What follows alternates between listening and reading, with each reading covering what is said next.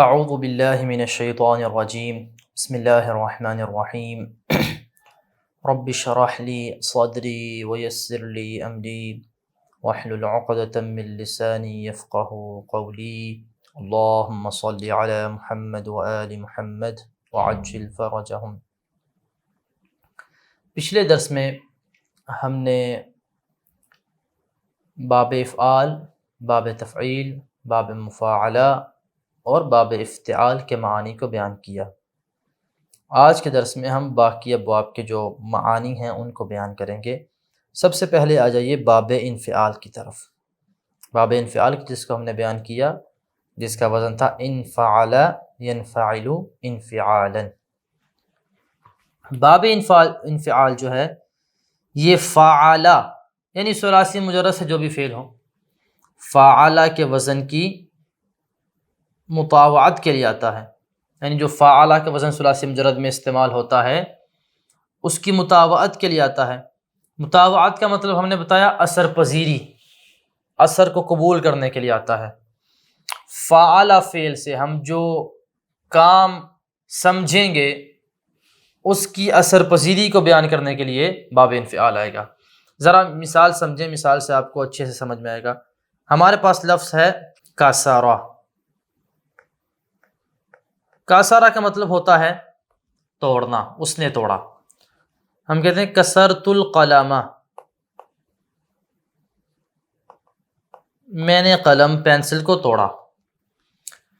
توڑنے کا اثر کیا ہونا چاہیے؟ ٹوٹنا۔ توڑنے کا اثر کیا ہوتا ہے؟ قلم کا ٹوٹنا، ٹھیک ہے؟ تو جو کسرہ ہے سمجھا رہا ہے توڑنے کو، اس کا جو اثر ہوگا ٹوٹنا، ٹوٹ جانا، اس کو کون بیان کرے گا؟ باب انفعال۔ ہم کہیں گے کسرت القلم فانکسر۔ یہ فانکسر اصل میں فانکسر تھا۔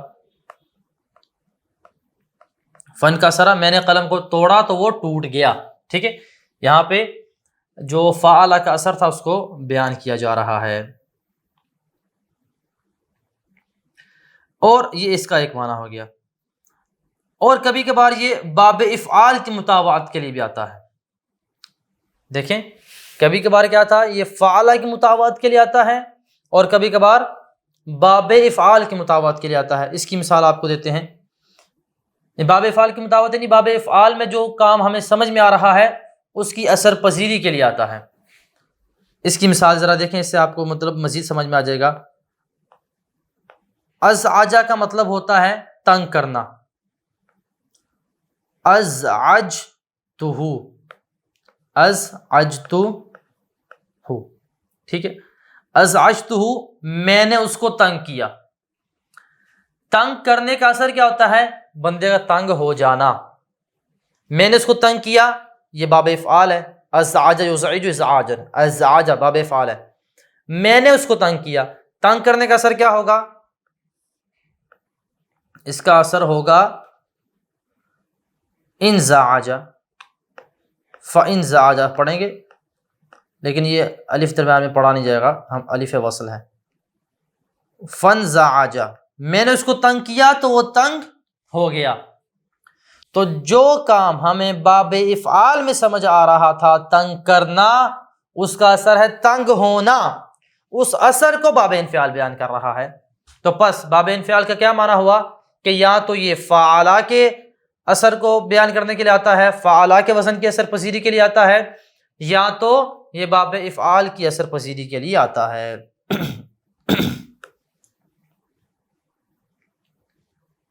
تو پس یہ ہو گیا باب انفعال کا معنی۔ ابھی آ جائیے باب تفاعل کا معنی۔ باب تفاعل کیا ہوتا ہے؟ یہ باب تفعیل کے مطابق کے لیے استعمال ہوتا ہے، توجہ کیجیے گا۔ یعنی جو کام ہم باب تفعیل میں سمجھ رہے ہوتے ہیں اس کے اثر کو قبول کرنے کے لیے، اس کی اثر پذیری کے لیے جو فعل آتا ہے، جو باب آتا ہے، وہ باب تفاعل کہلاتا ہے، وہ باب تفاعل ہوتا ہے۔ اس کی مثال دیکھیے گا ذرا۔ علمتہ، علمتہ کیا ہے؟ باب تفعیل ہے۔ علمتہ، میں نے اس کو سکھایا۔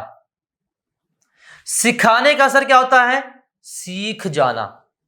تو باب تفعیل سے ہم سمجھ رہے ہیں میں نے اس کو سکھایا، تو اس کا اثر جو ہے سیکھ جانا وہ ہمیں سمجھ میں آئے گا باب تفاعل سے، علمتہ فتعلم،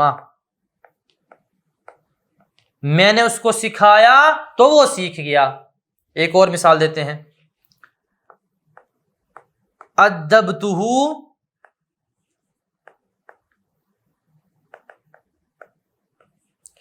فتأدب،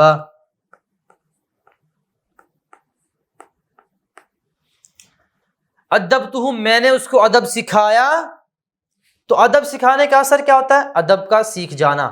ادبتہ یہ باب تفعیل میں ہے جو ہمیں سمجھ میں آ رہا ہے فعل، میں نے اس کو ادب سکھایا، اس کا جو اثر ہے ادب کا سیکھنا، ہمیں یہ باب تفاعل سمجھا رہا ہے۔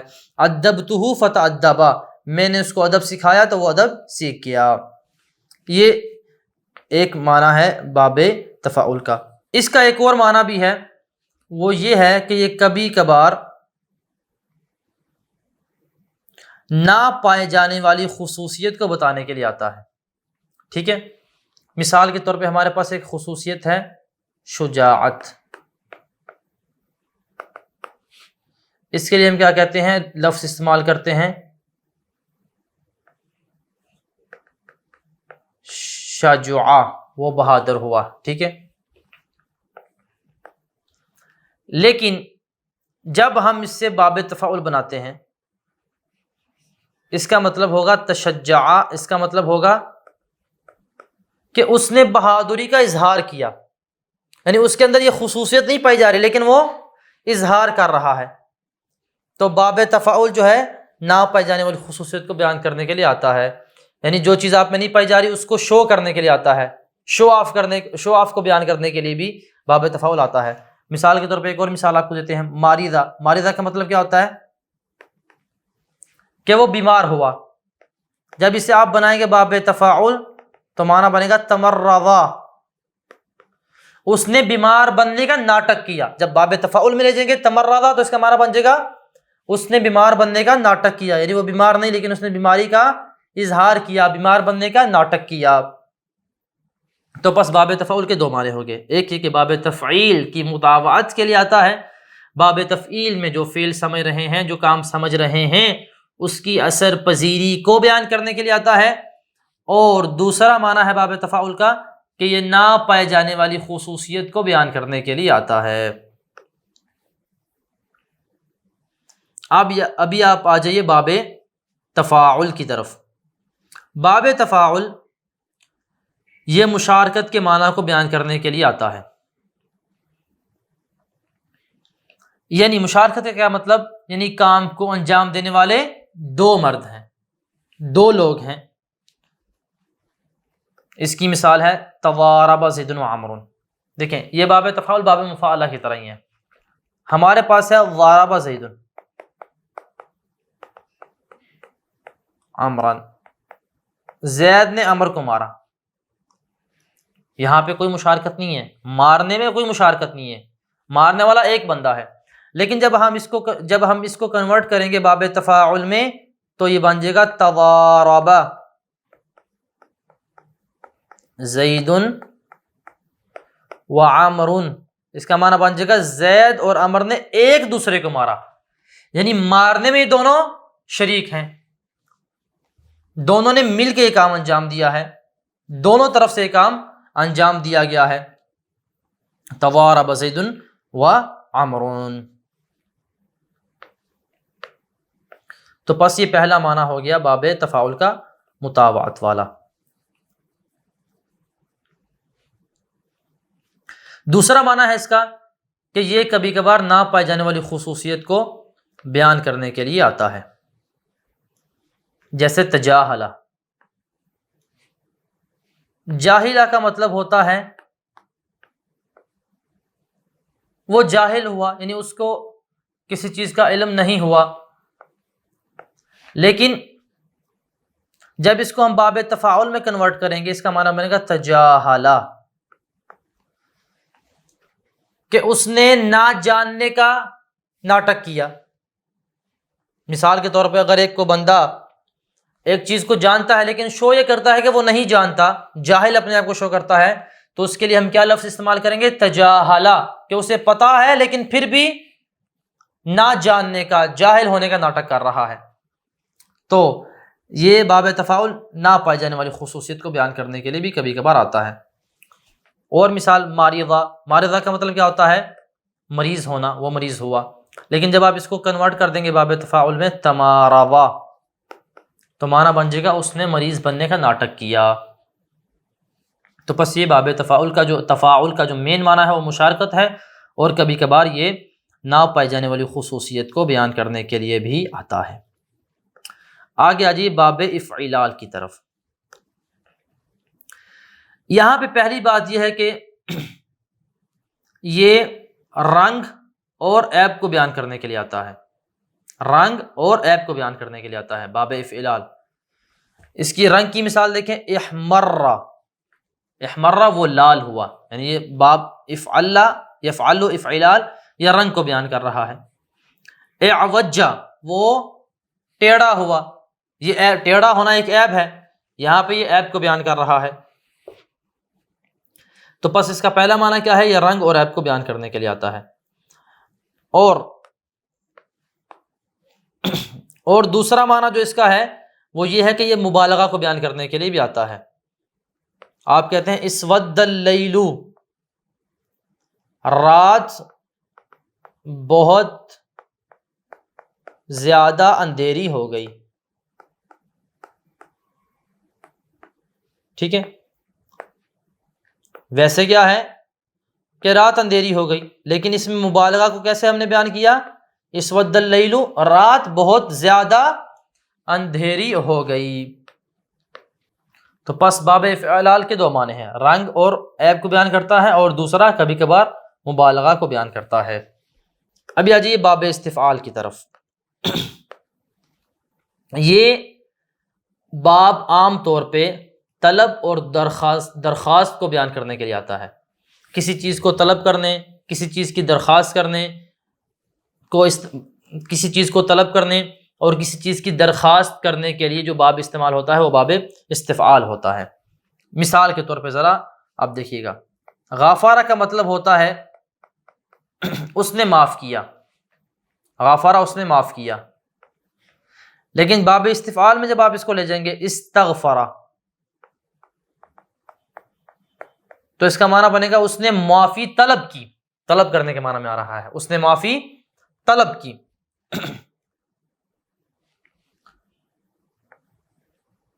ایک اور معنی آپ کو ایک اور مثال بیان کرتے ہیں، خادمہ یا خادمہ، اس نے خدمت کی، لیکن استخدمہ اس نے خدمت کو طلب کیا، اس نے خدمت کو طلب کیا۔ اس کی ایک اور مثال آپ کو بیان کر دیتے ہیں، خارجہ وہ نکلا، استخرجہ اس نے نکلنے کو طلب کیا۔ کسی چیز کی درخواست کرنے، کسی چیز کو طلب کرنے کے لیے یہ باب استعمال ہوتا ہے، باب استفعال۔ اور اس کا دوسرا معنی جو ہے کہ جس میں یہ کبھی کبھار استعمال ہوتا ہے وہ یہ ہے کہ یہ ایک حالت سے دوسری حالت کی طرف انتقال کو بیان کرنے کے لیے آتا ہے۔ مثال کے طور پہ اس کی مثال ہے استحجر الطین، مٹی پتھر بن گئی۔ تو مٹی کی جو ایک حالت تھی مٹی والی، یہ دوسری حالت میں جو کنورٹ ہو رہی ہے مٹی پتھر والی حالت میں، اس کو بیان کرنے کے لیے باب استفعال آ رہا ہے۔ دیکھیے استحجر الطین، یہاں پہ مٹی ہے وہ اپنی ایک حالت سے کنورٹ ہو کے پتھر بن رہی ہے، مٹی والی حالت سے کنورٹ ہو کے پتھر بن رہی ہے۔ اس حالت کو بیان کرنے کے لیے باب استفعال کو ہم لائے، استحجر الطین، مٹی پتھر بن گئی۔ اور آخری باب جو ہمارے پاس ہے وہ ہے باب افعلال، باب افعلال، یہ باب افعلال کے مبالغہ کے لیے آتا ہے، ٹھیک ہے؟ مثال کے طور پہ احمرہ، احمرہ کا مطلب ہے وہ سرخ ہوا۔ ہم نے باب افعلال کا معنی پڑھا، وہ کیا ہوتا ہے کہ رنگ یا عیب کو بیان کرتا ہے۔ تو اس رنگ یا عیب کے مبالغے کو بیان کرنے کے لیے باب افعلال آتا ہے۔ احمرہ کا معنی ہے وہ سرخ ہوا، اور جب اس کو آپ کنورٹ کر دیں گے احمارا تو کیا معنی بن جائے گا؟ وہ بہت زیادہ سرخ ہوا۔ اسی طرح سے اصفرا وہ پیلا ہوا، اصفارا بہت زیادہ پیلا ہوا، ٹھیک ہے۔ تو خلاصہ کلام یہ ہوا ہمارے پاس جو باب انفعال ہے یہ مطاوعت کے لیے آتا ہے، فعلا کی یا افعلا کی، اور باب تفاعل یہ باب تفعیل کی مطاوعت کے لیے آتا ہے، باب تفاعل مشارکت کے لیے آتا ہے، اور باب افعلال رنگ و عیب کو بیان کرنے کے لیے آتا ہے، باب استفعال طلب و درخواست کے لیے آتا ہے، اور باب افعلال کے مبالغہ کو بیان کرنے کے لیے آتا ہے۔ تو دیکھیں ہمارے پاس جو ابواب ہیں، بعض ابواب معانی میں مشترک ہیں، مثال کے طور پہ تعدیہ والا معنی، تعدیہ والا معنی یعنی لازم کو متعدی بنانا، یہ کون کون سے باب اس معنی میں استعمال ہوتے ہیں؟ باب افعلال، باب تفعیل، اور کبھی کبھار باب مفاعلہ بھی، ٹھیک ہے۔ آگے آ جائیے مشارکت والا معنی۔ مشارکت والے معنی میں کون کون ہم استعمال ہوتے ہیں، کون کون سے باب استعمال ہوتے ہیں؟ باب مفاعلہ، باب تفاعل، اور کبھی کبھار باب افتعال۔ باب افتعال بھی کبھی کبھی مشارکت کے معنی میں استعمال ہوتا ہے۔ مطاوعہ اثر پذیری، اس کے لیے کون کون سے باب آتے ہیں؟ باب افتعال، باب انفعال۔ باب انفعال ہم نے کیا پڑھا کہ یہ فعالہ یا افعالہ کی اثر پذیری کے لیے آتا ہے، اور باب تفاعل، باب تفاعل باب تفعیل کی اثر پذیری کے لیے آتا ہے۔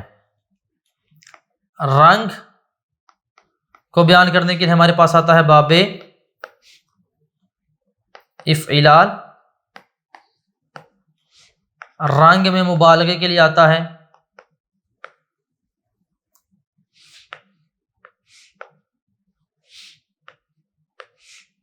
رنگ میں مبالغہ کے لیے باب افعلال، اسی طرح سے عیب کے لیے بھی باب افعلال استعمال ہوتا ہے، اور عیب میں مبالغہ کے لیے باب افعلال استعمال ہوتا ہے، اور طلب و درخواست کے لیے باب استفعال استعمال ہوتا ہے۔ آج کے درس میں ہم اسی پہ اکتفا کرتے ہیں، اور انشاءاللہ اگلے درس میں ان ابواب کی تمرین کو بیان کریں گے۔ وصلی اللہ علی محمد وآلہ الطیبین الطاہرین المعصومین، اللہم صلی علی محمد وآل محمد وعجل فرجہم۔